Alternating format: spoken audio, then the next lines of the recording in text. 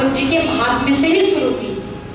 भगवान की महिमा बताई। सत्य परम धीमहि, सत्य क्या है, क्या बचा है इस कलयुग में? जब सब कुछ खत्म हो जाएगा तो क्या बचता है? सत्य ही बचता है। सत्य परम धीमहि, और सत्य कौन है? सत्य परमात्मा है। तो बड़ा सुंदर भाव कि व्यास जी ने, महर्षि वेद व्यास जी ने बताया कि इस श्रीमद् भागवत महापुराण जी में पहले ये सबसे पहले 4 लाइन की भागवत थी। 4 लाइन जैसे मंत्र होते ना, 18,000 श्लोक है। आपने श्रवण किया होगा कि भागवत जी में 18,000 श्लोक। तो ये 4 लाइन के जो मंत्र थे, ये श्लोक इसी को व्यास जी ने इतने विस्तार से बनाया शब्दों में, वाक्यों में, कि 4 लाइन के श्लोक से उन्होंने 18,000 श्लोक बनाए। यदि प्रतिदिन आप 4 लाइन के श्लोक का पाठ भी कर रहे हैं तो आपको भागवत का पूरा फल मिलता है। लेकिन कौन कर रहा है? करना चाहिए। मंदिर में बैठते हो 4 लाइन के श्लोक पढ़ने में कितना टाइम लगेगा? 18,000 पढ़ने में तो महीनों लग जाएंगे। लेकिन 4 लाइन के श्लोक प्रतिदिन आप 5 मिनट में पढ़ सकते हो। कहते हैं ना, कलयुग में भगवान ने कह दिया कि श्रेष्ठ वक्ता वही है जो कि बड़ी बात को छोटी बना के कहे, छोटी बात को बड़ी बात बना के नहीं। क्योंकि इस समय किसी के पास टाइम नहीं, समय नहीं। तो हम 18,000 को न पढ़ के केवल 4 लाइन को पढ़ ले तो हमें भागवत का पूर्ण रूप से फल मिलता है।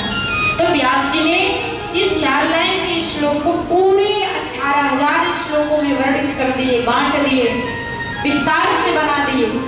18,000 श्लोक, 335 अध्याय और 12 स्कंद बने। भागवत जी का परिचय दिए।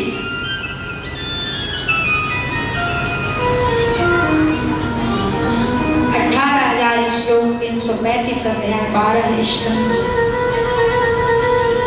बड़ा ही सुंदर बात। प्रथम श्लोक बड़ा सुंदर उच्चारण करेंगे। सच्चिदानंद रूपाय विश्वोत्पत्त्यादि हेतवे तापत्रय विनाशाय श्री कृष्णाय वयं नमः। सच्चिदानंद रूपाय विश्वोत्पत्त्यादि तापत्रय विनाशाय श्री कृष्णाय वयं नमः। सच्चिदानंद रूपाय, हम बात में कहते हैं सच्चिदानंद। सच्चिदानंद लोगों का नाम भी है। सच्चिदानंद किसका नाम है? भगवान का, जो कि सच्चिद आनंद, 3 प्रकार के अक्षरों को, शब्दों को मिला के सच्चिदानंद बना, और उन्हीं को हम सच्चिदानंद भगवान को प्रणाम भी करते हैं। सच्चिद आनंद, सत किसे कहते हैं? आपको भी पता है। जो पहले सत्य था और मध्य में वही बचता है और अंत में वही बचता है, वही सच्चिदानंद भगवान है। सब कुछ खत्म होने के बाद भगवान ही बचते हैं, उन्हीं का एक अंश बचता है, वही सृष्टि की रचना करते हैं, उनको हम सत्य कहते हैं।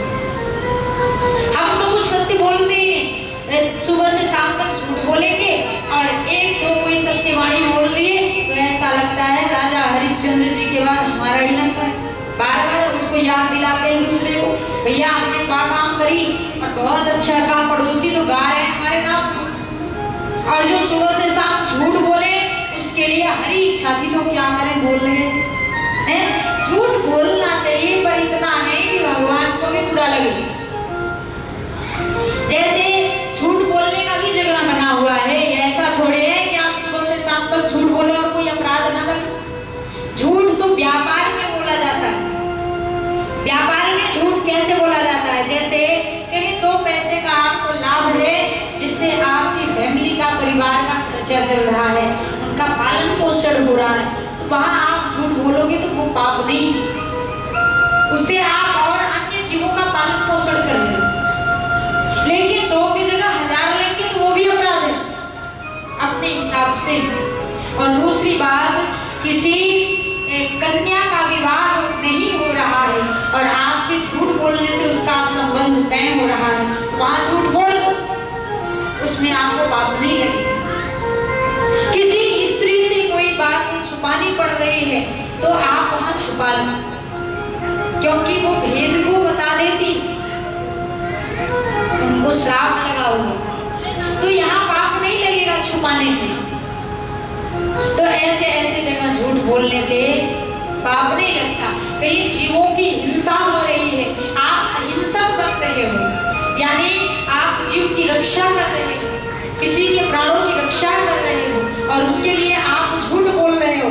जैसे कोई गौ माता आ रही है आपके गली में, पीछे से हत्यारा लगा हुआ है गौ माता को काटने के लिए, और गौ माता कहीं जाके छुप गई और आपने देख लिया कि वो जा रही है, फिर भी वो आपसे पूछ रहा है किधर से गौ माता गई है। आप कह दिए कि भैया मुझे तो नहीं पता है कि गौ माता गई कि नहीं, तो वो आपका झूठ नहीं है, वहां जीवों की रक्षा हो। तो ऐसी जगह झूठ बोलो, ऐसे नहीं कि सुबह से शाम तक झूठ बोलते रहो, इसमें अपराध होता है। बोलिए सच्चिदानंद। सत्य यानी भगवान को हम सत्य कहते हैं। चित सच्चिदानंद, सत्य चित आनंद। चित किसे कहते हैं? प्रकाश को। कौन से प्रकाश? ये जो ट्यूबलाइट चल रही है इसे प्रकाश नहीं बोलते, ये तो झूठा प्रकाश है। अभी रात हो जाए तो हमें प्रकाश की जरूरत पड़ती है, आंख से दिखता नहीं, दिखना बंद हो जाए, कोई अंधेरे में चल पाएगा?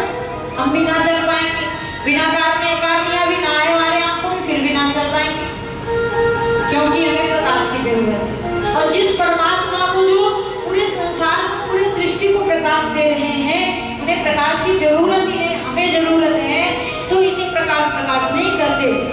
उन परमात्मा को जो स्वयं प्रकाश स्वरूप है उन्हें हम चित्त बोलते। आनंद, आनंद किसे कहते हैं? अच्छी चीज ग्रहण करना ये आनंद नहीं, क्षण भर के लिए आनंद प्राप्त करना ये आनंद नहीं, ये आनंद कभी चलने वाली चीज ना है। आनंद वो है कि जो भगवान की कथा में बैठे बैठे कथा श्रवण करते करते रोने लग जाओ। वृंदावन बिहारी जी का दर्शन करो, मंदिर में जाओ, पट जैसे हटे भगवान का दर्शन करो, और दर्शन करते ही आंखों में आंसू आ जाए, हंसने लग जाओ, रोने लग जाओ। वो आनंद किसी को आप सुना नहीं सकते, वो एक अलग ही आनंद निकल के उमड़ के आती है, उसको आनंद बोलते। तो जो स्वयं आनंद स्वरूप है, यानी आनंद आत्मा के स्वरूप को, ज्ञान के स्वरूप को आनंद बोलते, उसे हम आनंद कहते हैं। सच्चिदानंद रूपा विश्वोत्पत्त्यादि में जो विश्व की उत्पत्ति करते हैं, बनाते हैं, पालन करते हैं और संहार कर देते हैं, और कितने सुंदर सुंदर स्वरूप वालों को बनाते हैं। कभी कभी ऐसे ऐसे लोगों को बना देते हैं, आप कहते हो एकदम कन्हैया का स्वरूप है, एकदम भगवान का स्वरूप लग रहा है। आपने एक बार ये नहीं सोचा कि जो बनाया है जिसको इतना सुंदर, वो बनाने वाला कितना कलाकार है कि उसकी सुंदरता का तो कोई वर्णन ही नहीं, वो कितना सुंदर बना। तो भक्त कह रहे हैं कि तापत्रय विनाशाय श्री कृष्णाय वयं नमः। जो तीनों प्रकार के तापों को नष्ट करें, ऐसे नष्ट करने की क्षमता, सामर्थ्य केवल भगवान में ही है। ऐसे भगवान श्री कृष्ण को और श्री राधा रानी को हम सभी भक्त प्रणाम करते हैं, नमन करते हैं। एक संत का बड़ा ही सुंदर भाव,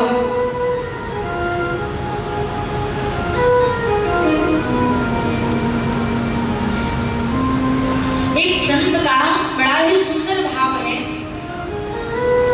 कि भागवत में जितने श्लोक हैं, भागवत का जितना पन्ना है, उन्होंने इतना अच्छा बताया कि भागवत के पेज यानी पन्ना किस रंग के होते हैं?